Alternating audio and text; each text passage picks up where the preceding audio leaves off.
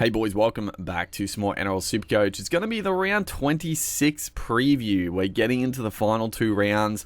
There is a little bit of carnage. There is. There's definitely a little bit. For me, pretty good. Obviously, a lot of major Storm players resting. Only one of them affects me, which is Ali Katoa, which, again, I welcome because I've got plenty of cover. That was the point. But the big ones, Harry Grant, Jerome Hughes out, which is just chef's kiss. Beautiful. You'll love to see it, especially because they both killed it last week. So, anyone that owns still got a great score last week, but now it's going to be a little tricky. The rest of it, who else? I mean, Karen Murray is suspended. Stephen Crichton suspended. Any other notable omissions? Well, yes, in my team. So, I mean, there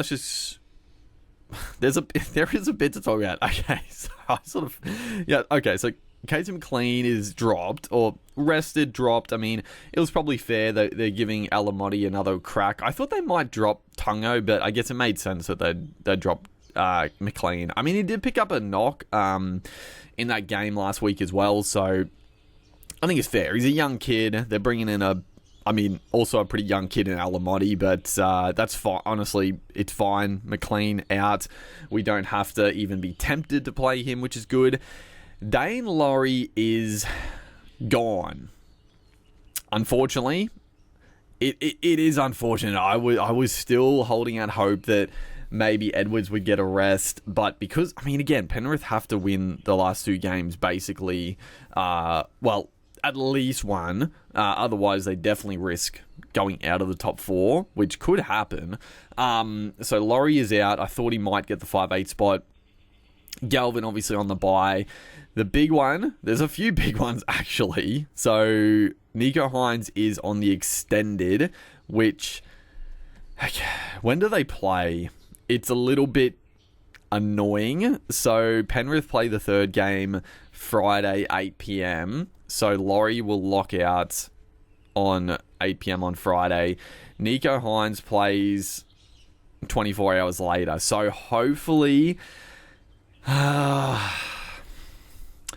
thing about it, I have to trade Laurie, right? I have to trade him. It's not really up for debate at this point. So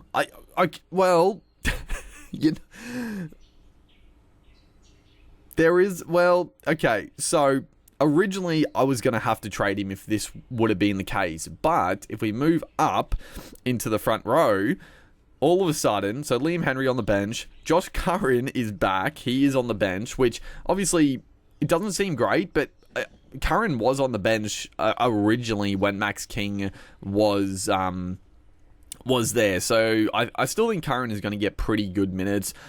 He might, because what was he doing? Obviously, the last couple of weeks, probably a little bit less than he used to. But what was he doing typically? A little bit all over the shop, but, mid-50s, the odd game, he would get up higher if there were injuries. But mid-50s, I would say, even off the bench. And Sam Hughes is just not a big minute front rower. So I still think Curran off the bench is fine. I'm very happy to play him, and we'll swing him in right away. The other big one, my boy Payne Haas, is on the extended as well, and I saw on Twitter that he's firming as a starter. He said he's good to go. He still has to get through the rest of the fitness for the week to see if he pulls up all right, I guess. But it is, again, it's a little bit fucking annoying because Payne Haas plays after Liam Henry. At the end of the day, if I start Haas and then he doesn't end up playing, it's not going to cost me too much. But again, hopefully by that Friday 8 p.m. game, we'll know if Haas is playing. God, it's just, why did Penrith have to play before the Sharks and the Broncos? That just makes it it's going to be a very tricky week. I've got to be on the ball here. I can't afford to forget about updating the team. But obviously, oh my god, if Payne Haas is back, bro, it's going to be the biggest miracle of all time. Like, it would be such a huge boost, like, having Payne Haas for the last 2 rounds of the season. No Warriors plays next round, so your Barnett, your Fanor Blake, they're gone. Payne Haas could be, like, arguably the best front rower for the last 2 games, if he's looking pretty good. So, oh, please. I mean, I think, at worst, from reports, like, he might not play this game, but it seems like he'll probably play next game. Unless the Broncos lose this week and they can't make the 8, then maybe they just don't play him. But if he's good to go, I think he'll play. So at worst, he'll probably play next week, which is still great. Now, the thing which throws a little spanner now is if... I thought I already swapped this. Do that. So, if Payne Haas plays, honestly, I'm very happy to run the Payne Haas Josh Curran combo. Even Liam Henry, like, I don't love the bench for Penrith, but again, the take on the Bunnies, like, there's every chance that they have a good start. They might rest guys like Fisher. Like, Fisher Harris played big minutes last week, so he might get more of a spell. Liam Henry's still good for like 40 points, I would say. So I don't hate it. So the question then, do we... It's a big fucking dilemma. If, like, okay. So simply put, if Nicho Hynes is confirmed to play, I go Dane Laurie straight to Nicho Hynes. I think there's no ifs, ands, or buts about that. We just do that trade straight away. I think it's just a slam dunk move. But if Nicho Hynes doesn't end up playing, if he doesn't, obviously we'll have a look at options, but we can't go... Unless we know earlier, we're obviously not going to be able to go like a Cherry Evans, who I don't really like anyway. Matty Burton, also an option, but I'm not going to go because he plays early, so I won't be able to. No Jerome Hughes anyway, won't be going him. Cowboys, I mean, I guess there's Tom Dearden, but I'm definitely not. Well, I mean, a weekend Storm team, you know, Dearden can go. He does have a ceiling when he goes off, so there's going to be few options that I like. There is a temptation then, do we just take the Nuff or take the AE on our 5'8" spot and just hope for a pod Dane Laurie next week? Again, it might not eventuate, so it could be a waste. But again, Nicho Hynes, if he doesn't play this week, he might be back next week. We could trade to, like, that's the thing. I don't really want to trade Laurie to somebody that's not Nicho Hynes, right? That's the big conundrum. And then all of a sudden, if Laurie is playing next week, then, I mean, like, yeah, again, Edwards could get rested next week. Schneider could have a bit of a shocker. Laurie could come back in at 5'8". Like, there's definitely options there, and he could become like a great pod against the Titans. That's the big sticking point. We'll obviously know more in the next couple of days, hopefully, if Nicho Hynes is good. But let's have a quick squiz. We can obviously get a halfback or a 5'8" because we have Dylan Brown. We can swing around. And I'm not going to lie, when I originally was looking at this, I was like, you know what we could do? If Nicho Hynes is confirmed back,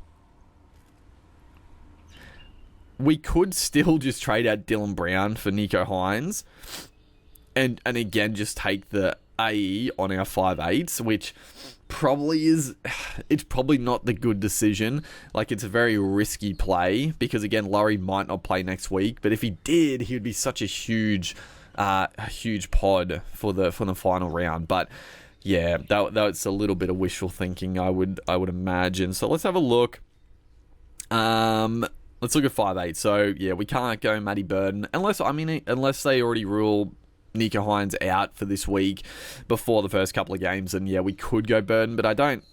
Gotta be honest, I don't love Burton. Like, I know he's gone really well, but I don't know. I've never been that high on Burton. He's going great though. He's the top scoring 5'8", so he's done a good job. Got Dylan Brown, got Galvin. So Tommy Dearden, I mean, his 3-round average is 85. Average for the season, 60, so not too bad. He's taking on a weakened Storm team at Queensland Country Bank Stadium, and then they take on, it's the Doggies at Accor. It's a pretty tough matchup. He does have... I thought he did have a high ceiling, but he hasn't even cracked a ton this year. So nah, I don't love the did in play. I don't think that's worth it. Max Plath, no. Luke Brooks, no. Jerome Luai, no. Like still not bad, but like, yeah, he scored 24. He could do that again. Like, he has gone very well in the past without Cleary there, but there's every chance, like, he could get a rest. You never know who's going to get a rest in the last couple of games, so I don't love Luai. Tyron Wishart is back in the starting side. I mean, he fucking did an incredible job for me, but I don't think he doesn't quite have the upside to bring back in now. Yeah, it's slim pickings. Oh, you know what? Jaden Campbell. JC. He's got Newcastle this week. Obviously still goal kicking, which is nice. He hasn't quite been getting the attacking stats. The one issue is that they did switch last week. I don't know if this was... So Fafita played on the right and Fermor played outside of Campbell, which is obviously not that good for Campbell. I mean, Fermor's fucking a gun, but he's not going to create as much as Fafita can for Campbell. I don't know. I feel like that was mainly due to the Crichton matchup, which I don't really get. I feel like Fermor is a more solid defender than Fafita, so I don't know why he didn't stick with Fermor up against Crichton. But, yeah, I don't know. It's interesting. I don't mind the Newcastle matchup. Who have they got? Okay, so they got Penrith in the final game. I couldn't... Again, if Penrith were cruising for a top 2, then, yeah, sure. Like, they could rest all their players and it could be a great matchup. But I think at this point, they might rest a couple, but it's not going to be half the team. I don't think it's worth the risk. Campbell is the one guy with that ceiling that I like, but, yeah, he's been lackluster. I mean, he had a month of, like, really good scores, but... It's been slim pickings ever since. The Titans have just gone a bit downhill. Brain Trindle.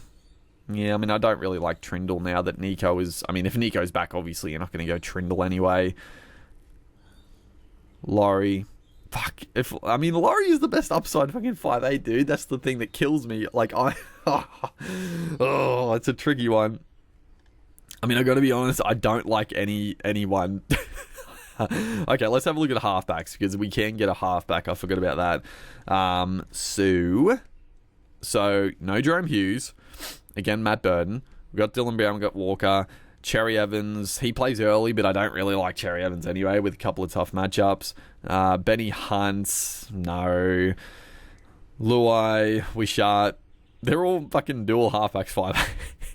There's Nicho. I mean, I would fucking love it, dude. I mean, I'm not expecting Nicho to come back and go 150 plus when he comes back, but I mean, he's the guy to bring in. Like, he's such a pod. He's the trade in. Like, if he's back, you bring him in. Like, you just do. He's the guy that can go big. Is there anybody else? I mean, Sean Johnson. No, he doesn't play around 27, so no. Atkinson's been good. Reynolds? I mean... Reynolds, he does this. He gets like a big score. He gets like a couple during the year, but then he doesn't really back it up. He's been pretty solid. Yeah, he's just got too many low ones in him. He's an upside guy, and they got the Dolphins. Then they got the Storm, and the Storm are the fucking dog Storm are gonna put out their full strength team against the Bronx. So yeah, you can't go Reynolds. It could be a good game, this one against the Dolphins, but then I should be a tough one against the Storm. Anybody else? Is there anybody else of note? Not really. Like, I you know what? The more I look at it, the more I am starting to think if Nicho Hines is confirmed, then yes, we go straight to Nicho Hines. And I got to be honest, I'm still half tempted to trade Brown instead of Laurie, but I don't think it's worth doing that. I don't think it's worth it. But if Nicho Hines is not back, then we just hold. I don't think there's anyone worth trading in. The biggest fucking issue though, right? Like Penrith's game, this could really stuff me.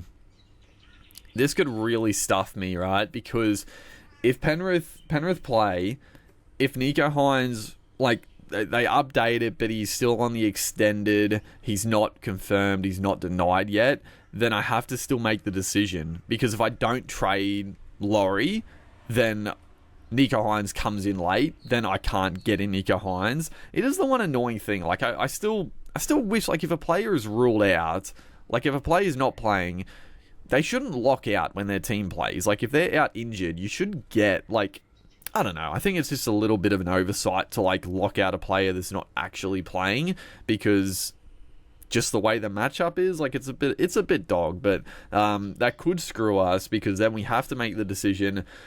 And if Nicho's still, like, he could come in, like, I pretty much have to do it because Nicho is still the play. But then if Nicho is ruled out, fuck, who do we bring in? I don't know. Honestly, I don't know. Maybe you just go Trindle. Honestly, maybe just go Trindle. Maybe. I don't know.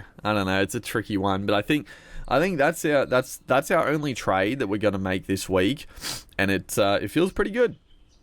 It feels pretty good. I gotta be honest. It is a little bit of mucking around. Obviously, the front row. Worst case scenario, we play Curran and Liam Henry. Hopefully, I would love if Payne Haas is back. I mean, 40 minutes from Payne Haas, I will take.